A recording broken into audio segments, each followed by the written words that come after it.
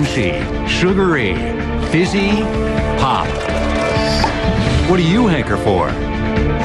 From handmade to high-tech, these treats feed our cravings. So grab a handful, take a bottle, drink it down, and pass some of that good stuff around. Now, more snack food tech on Modern Marvels.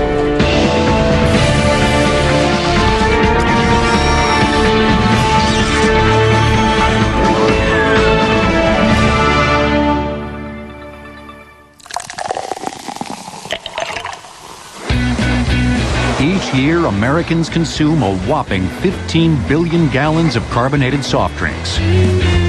That's more than 50 gallons per person per year.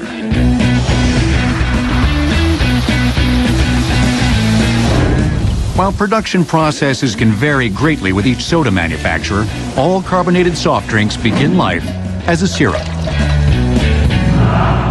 Today, we're making Dr. Pepper. We have 4 components that you will put into a syrup.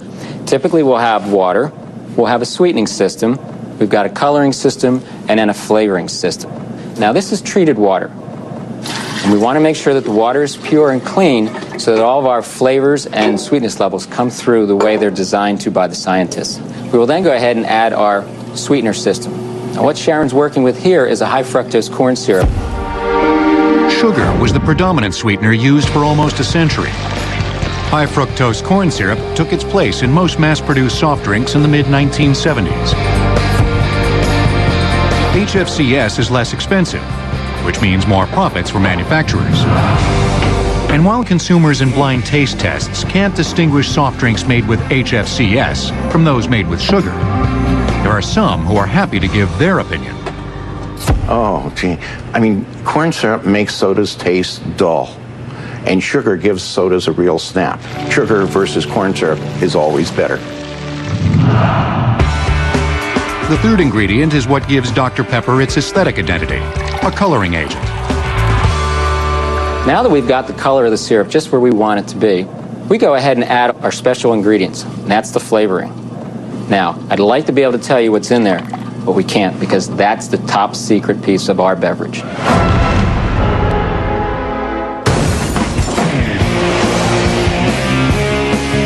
The recipe from the small batch is scaled up in a large tank.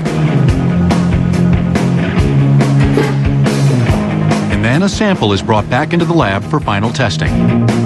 The tests we're performing here today are a measurement of tartness and a measurement of Brix, which is a measurement of sweetness.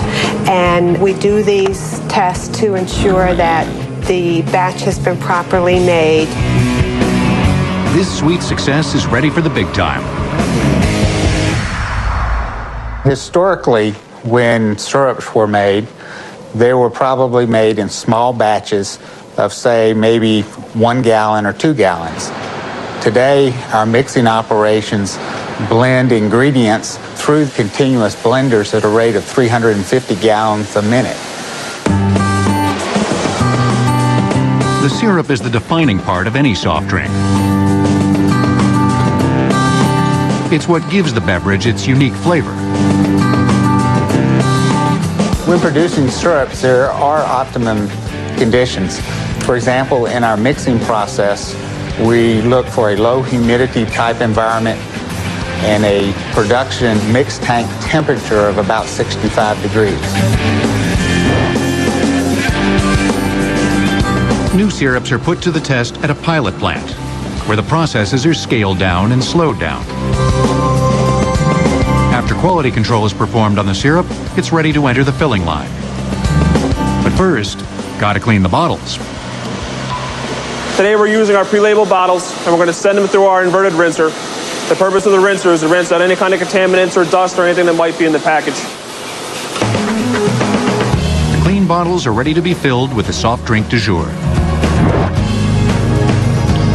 While syrup may be the most important part, the largest component in any soda is water. But not just any old tap water will do. The filtered and treated water is stored in tanks, ready for its holy matrimony with the syrup. This is a large batch of syrup that we made earlier. From here, the syrup will travel through our line into our blender. From here, the syrup will be combined with our water from our RO water tanks, travels down through these systems here into our final mixing bowl.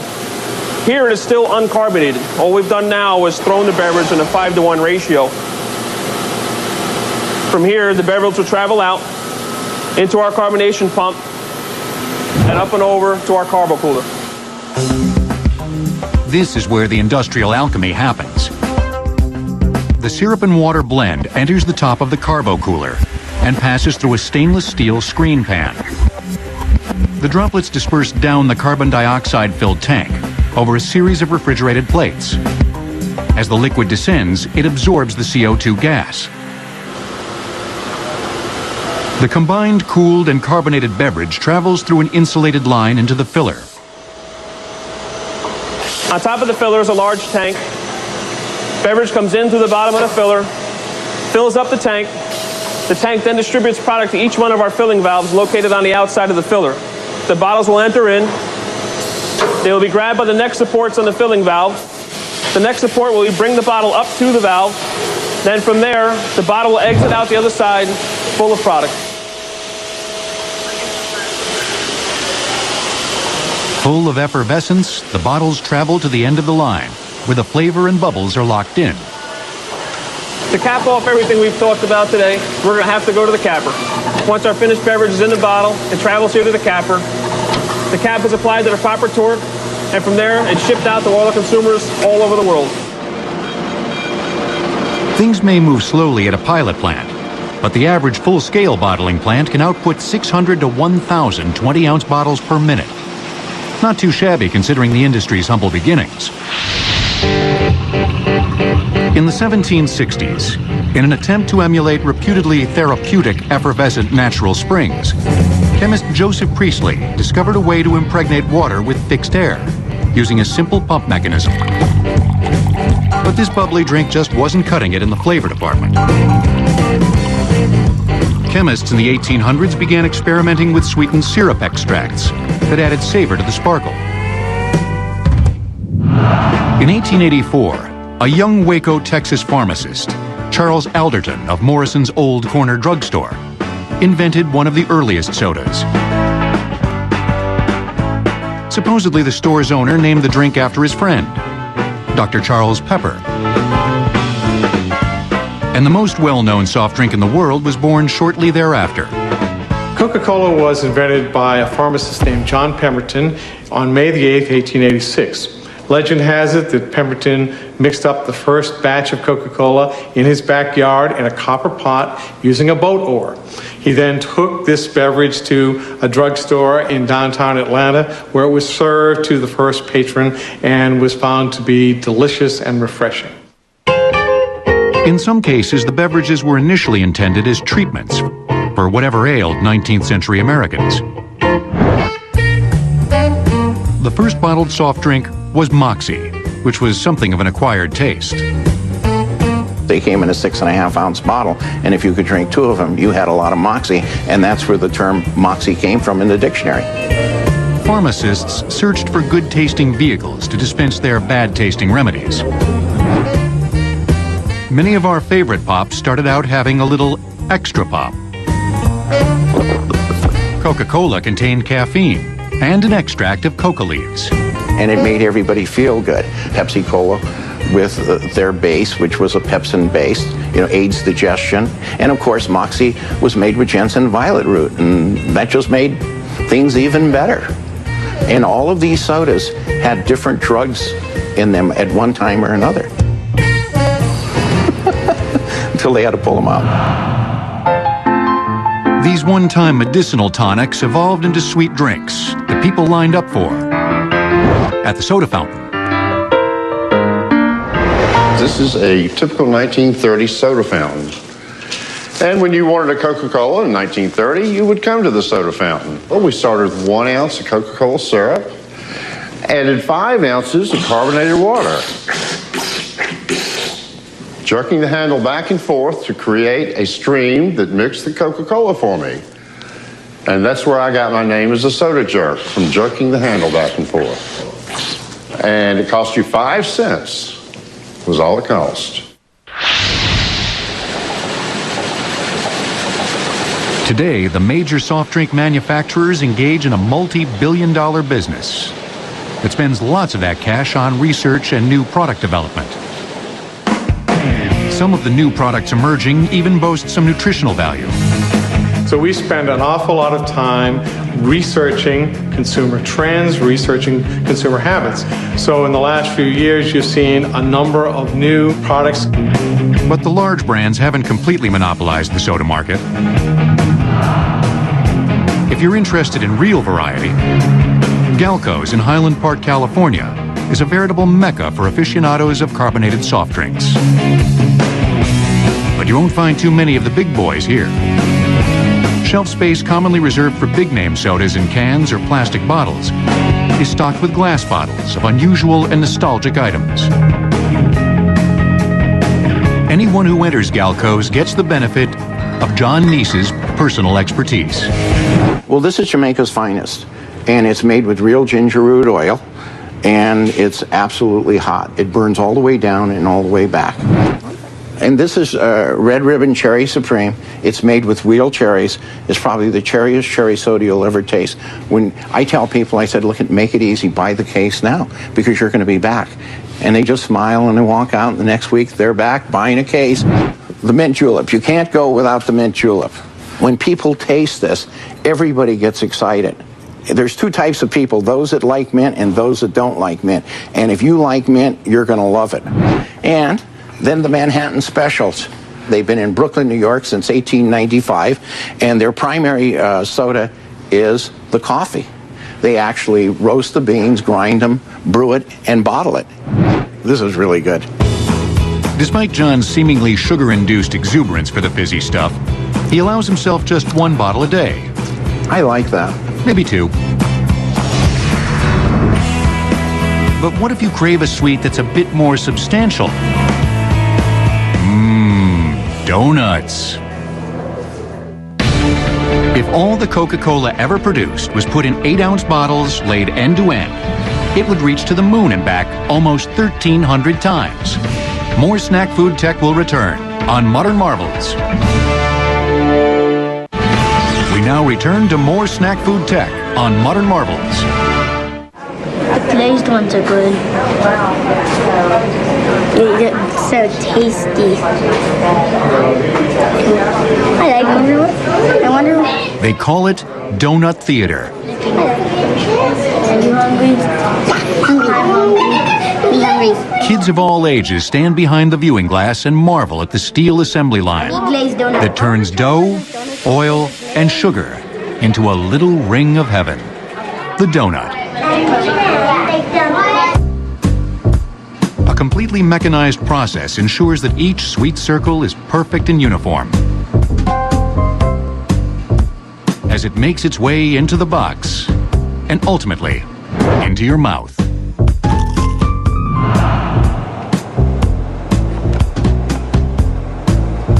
The extruder behind me forms the dough into the right size and shape. And how it works is it uses air pressure. And the more air pressure we add to it, just like a balloon will make a bigger donut, the less air pressure, the smaller the donut. The computer controls our air pressure so that it makes the donuts the right size and shape every time. That computer takes away all of the human variables in it, making it the right size and shape. However, I cannot show you that piece of equipment.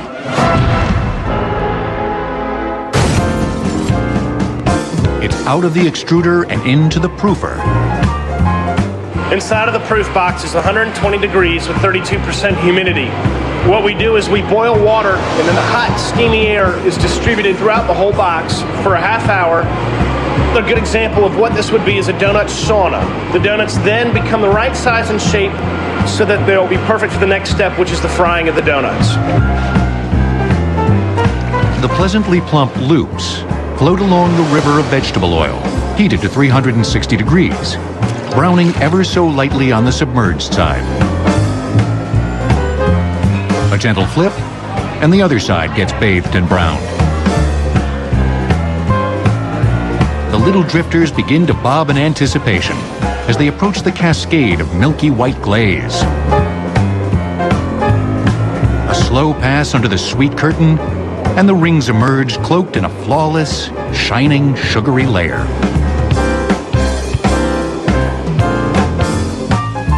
Only the blemish-free are selected to go into the familiar white and green box. That would probably taste real good. So what exactly is Krispy Kreme's secret for making the perfect light and airy donut craved by so many?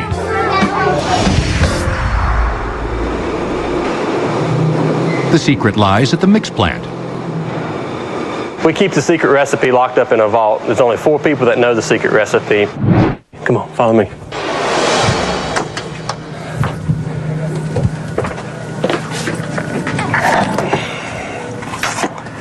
Here it is. That's about as close as we're going to get, though.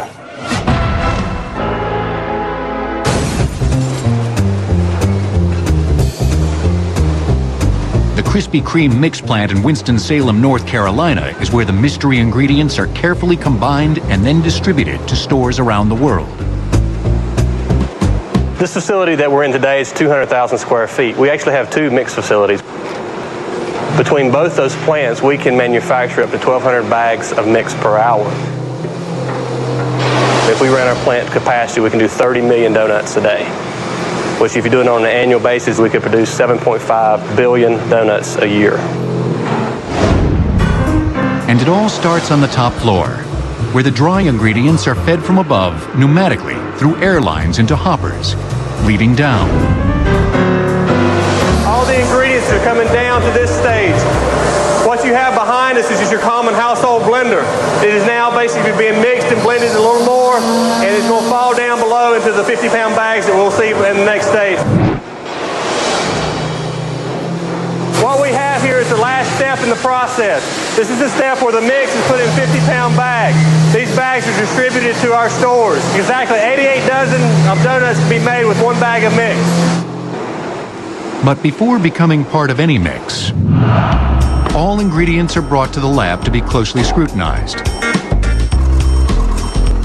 Samples are taken, they're brought here into this analytical lab, and we test for all of the quality specifications that we're looking for in the perfect ingredient to go into our product.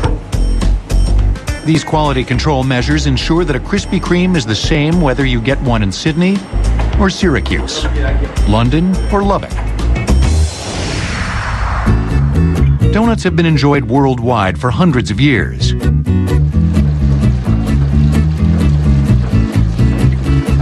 Native Americans had their cornmeal and sap version, and Dutch settlers had their oliekoek, or oily cake.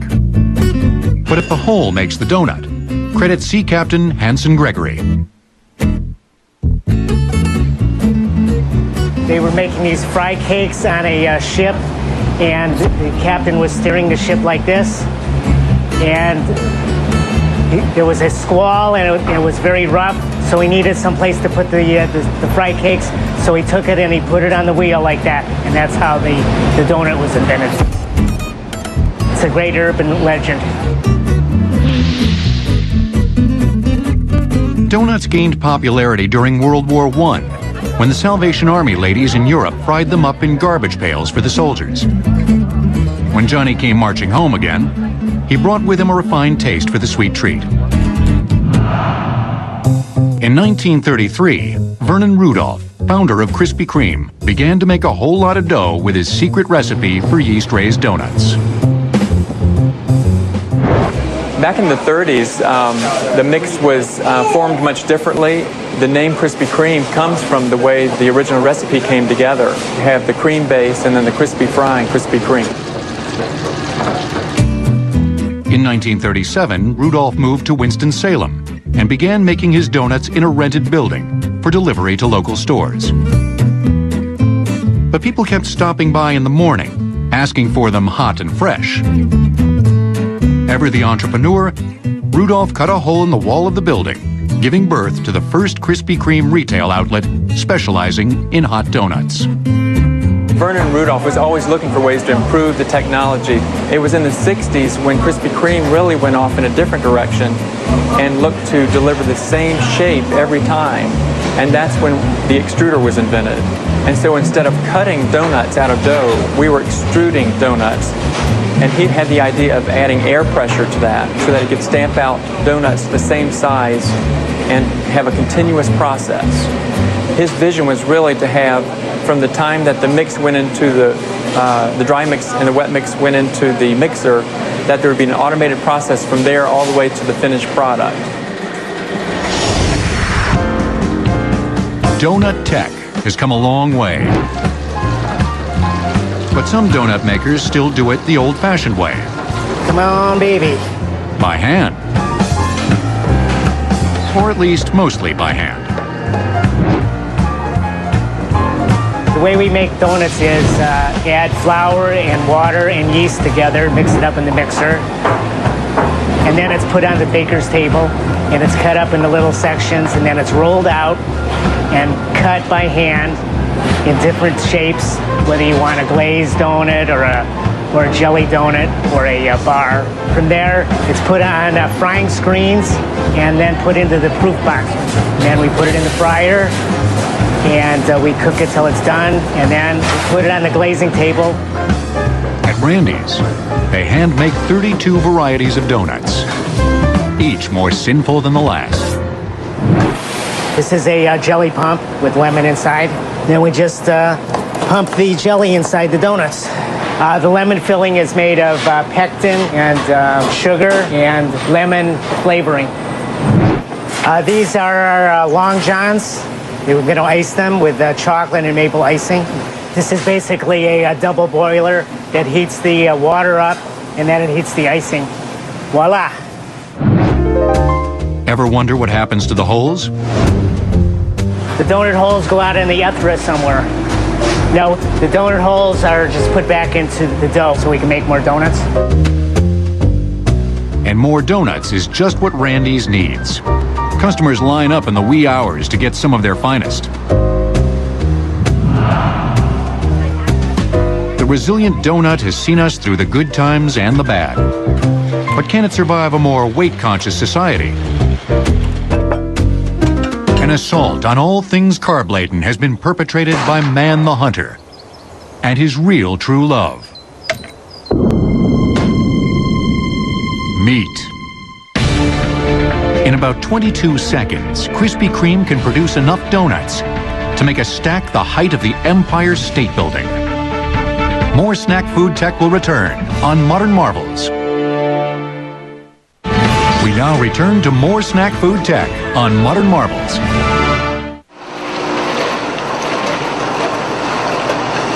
Family-owned Rudolph Foods of Lima, Ohio, has been making fried pork rinds for more than 50 years.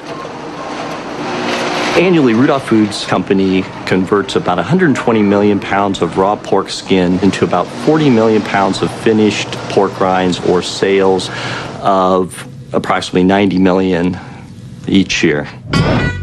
That's a whole lot of pigskin. Yep, that's what they're really made of. The pork rind really has a rich history. It goes back to when hogs were butchered on the farm. They found use of basically all the products on the hog. In the form we eat them here in the United States today, they were brought to us from Spain. This is a raw pork back skin. We receive these skins in every day in 40,000 pound shipment. The material comes in, is inspected, and goes into the freezer because we run everything in order of age. So we're running the older material first. They take Porky's hide and cut it into 1-inch squares to ensure a uniform product. The skin squares will now undergo a 2-step process on their way to becoming pellets. This is our first step cooking process, drying, where we're pulling moisture and oil out of the raw material. During this process, we also add cure, which is a secret ingredient which we're not going to be able to tell you.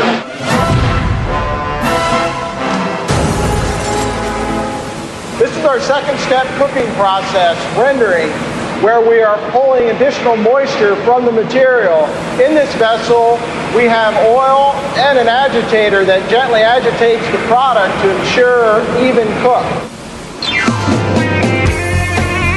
Pellets come out of the renderer at 240 degrees Fahrenheit, which is way too hot to handle. So they must be cooled to under 100 degrees.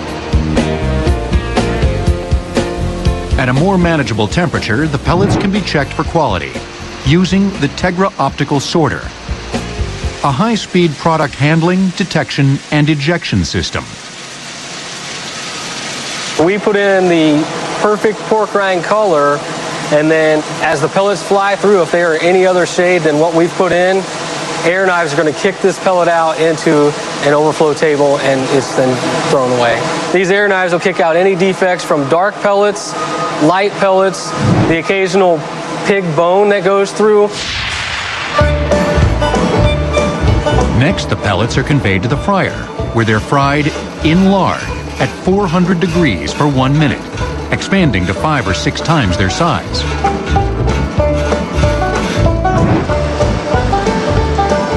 As soon as the product is fried, it hits the cooling conveyor, and then it's conveyed to the seasoner, where it is seasoned at about 130 degrees. While the product is still warm, the seasoning will stick to the product.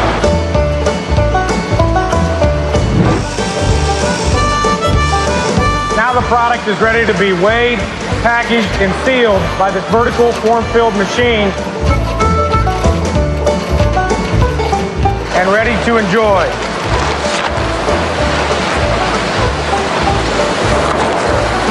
Meat eaters like Tony have been enjoying animal parts since day one. But before refrigeration and canning, people used drying methods to ensure good meat didn't go bad.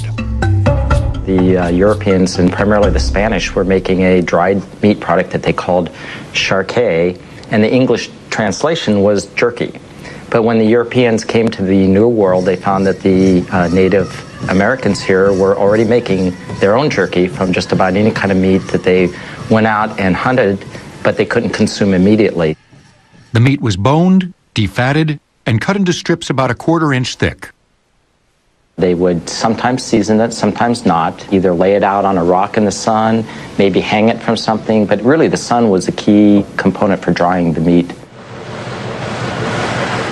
Today, producers of large quantities of jerky turn to automation, but the basic premise remains the same. The process of making beef jerky starts with USDA inspected beef roasts like this. Very similar to a roast you might get at your grocery store. The difference is we have to use beef that's very, very lean. Any bit of fat in a piece of beef will make bad beef jerky. After it comes to us, either fresh or frozen and thawed, if it's frozen, we run it through a slicer that we can't show you because it's proprietary.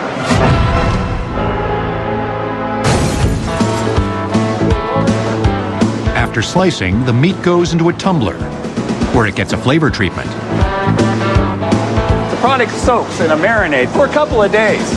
The marinades are made from things you might have in your kitchen. Lemon juice, Worcester sauce, brown sugar. And each flavor has its own marinade. You want to know what's in the marinade? Look on the back of the bag. It'll tell you everything, except for the special seasonings, which of course is proprietary and we can't tell you.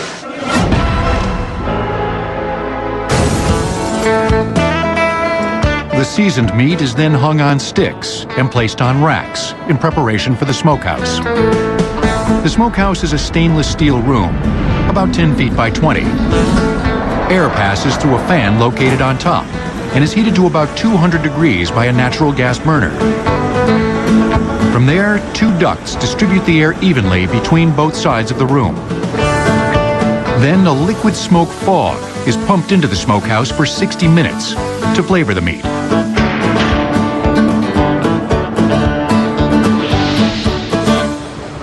After the product leaves the smokehouse, it goes to our inspection station.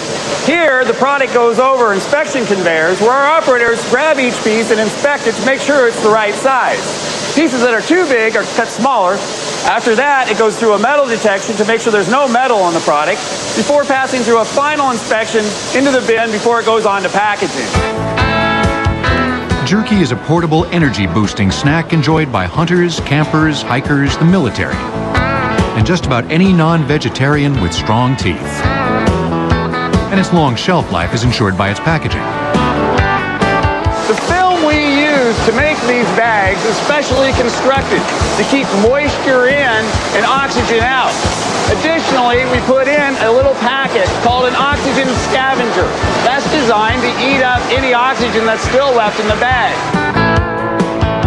Then it's off to the warehouse and onto the trucks for distribution to hungry carnivores everywhere.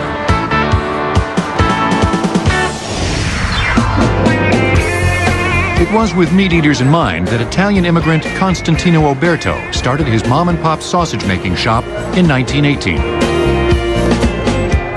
All animals have intestines. All pieces of meat have scrap. And so they figured if I just grind it all up and put it in a casing, you got sausage. Constantino's son, Art, arguably the company's biggest cheerleader, has been running Oberto for more than half a century. Now there's a handsome fellow. The company started making beef jerky in the early 60s. When we first started making jerky, it was all hand operation. We'd get a beef round, trim it 100% lean, and freeze it and slice it on a butcher slicer. Then after the jerky was hung out and dried, then it was always in big long pieces. So we jerry-rigged up like a miter box with a paper cutter deal on it, and we'd just slide the jerky into the miter box and chop it off with just a good old paper cutter. Under Art's direction, Oberto has streamlined the production process and grown to almost 1,000 employees. The most popular varieties of jerky are beef and turkey, but just about any meat can be flavored and dried. It takes 2 to 3 pounds of meat to make 1 pound of jerky, a great reduction in volume. But there's one snack that expands almost 50 times its original size when heated. And it tastes good covered in cheese or chocolate. Pork skin is a major ingredient in most commercially produced gelatin, which is widely used in the manufacture of other snack foods, like gummy bears, marshmallows, and some Jell-O desserts. More snack food tech will return on Modern Marvels. We now return to more snack food tech on Modern Marvels. Sweet, savory, spicy. What other food can be all things to all people? It's a whole grain. You can't get any more whole grain than popcorn. It's high in fiber because it's very low in calories and there's virtually no fat in popcorn. The fat comes from the oil and the flavoring and the butter that you might put on it. The American Popcorn Company of Iowa, makers of Jolly Time, the first brand name popcorn, has been around since 1914. Founder Cloyd H. Smith started the company from his home, where all the kernels were hand-shelled and processed. Today, Jolly Time uses the latest equipment in every stage of production. When a delivery truck carrying the kernels arrives from the farm, it pulls across a scale to be weighed. A sample from every load is taken to the lab for quality assessment. They'll be checking for optimum moisture content and popping yield.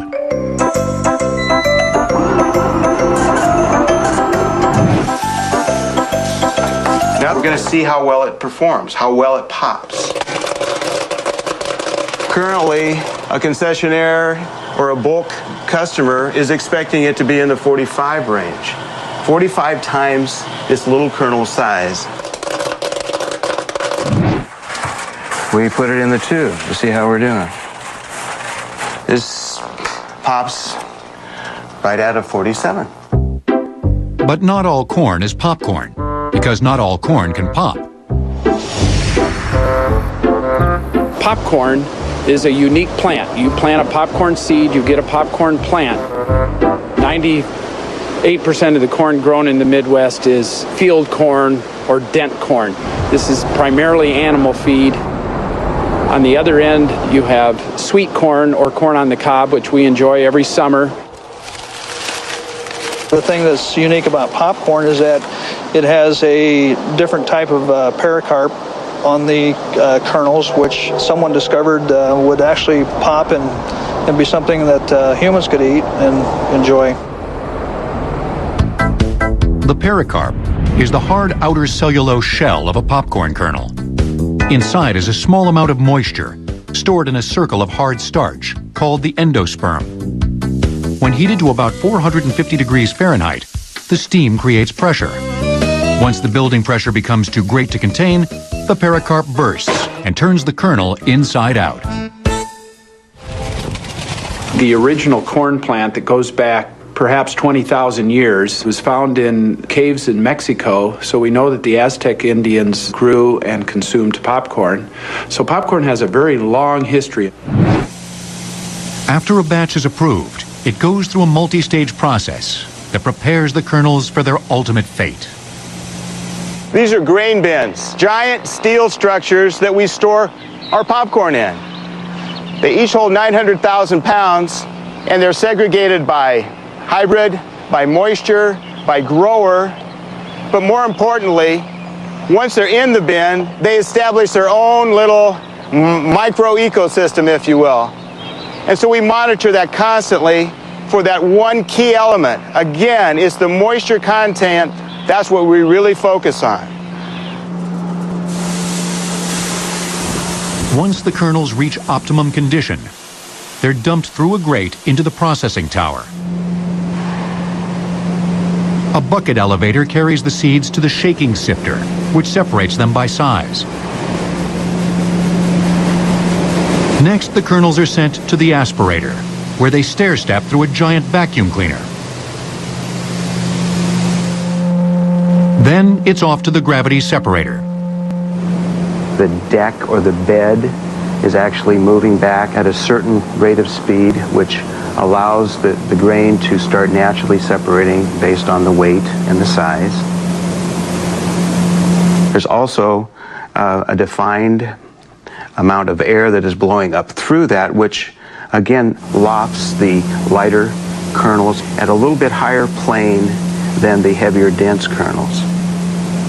The bed is actually tilted, which where all of this gravity separation comes into play. The final step takes the kernels through a color sorter to eliminate anything that is too dark, too light, or broken. The selected seeds go next door, where they'll be combined with flavors. A technician combines all the flavor ingredients that go into that little microwave bag. This is where we combine all the soybean oil that comes out of that big tank next door with all the minor ingredients that go into each one of our different recipes. It's all done proportionately, and it's done very, very carefully. Insulated stainless steel pipes carry the oil and flavor mixture to a packing area, where a 40-gram shot is pumped into each bag. The popcorn drops from above in measured amounts. We're filling blast butter today. That's on this production line.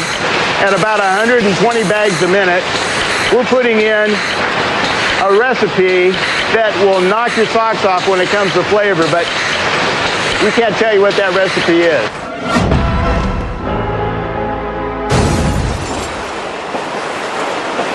We use air and pneumatics. It's all computerized. Once it's filled, it goes to a heat seal plate.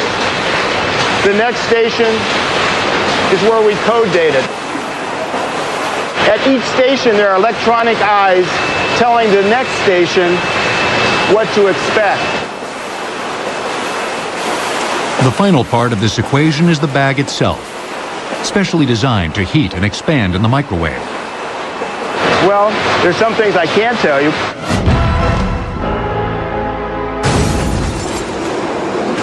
But I can tell you that it is a certain design paper that obviously doesn't allow the liquid oil to soak through. It has gussets and expansion chambers, so when it does heat up, that it does billow up and allow the steam to move and vent out of it properly.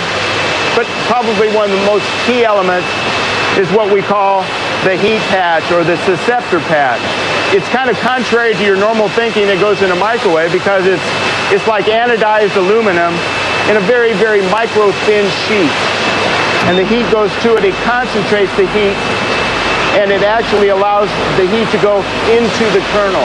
It excites the atoms inside of the kernel, and that's when they go banging back and forth, and that gets it up to a certain temperature, and it explodes. Popcorn just may be the perfect versatile snack. But it isn't the only one that pops. With nearly 520 million pounds consumed annually in the U.S., gum is a major industry. Gum is becoming a very popular snack. In fact, right now it's the #1 snack in the United States. That's quite a lot of responsibility for such a small package. A small package with a big history. It goes back to the ancient Greeks. The Greeks would take mastic, that would come from the mastic shrub, and they would chew on that, and that would clean their teeth and also freshen their breath. You had the Mayans from Central America and Mexico that chewed on chicle. And then when the settlers came to North America, the Indians then really introduced them to what became the first commercially produced gum, and that was spruce gum. In the 1860s, exiled former Mexican president and conqueror of the Alamo, Antonio López de Santa Anna, sold 1 ton of chicle harvested from Mexican sapodilla trees to New York inventor Thomas Adams.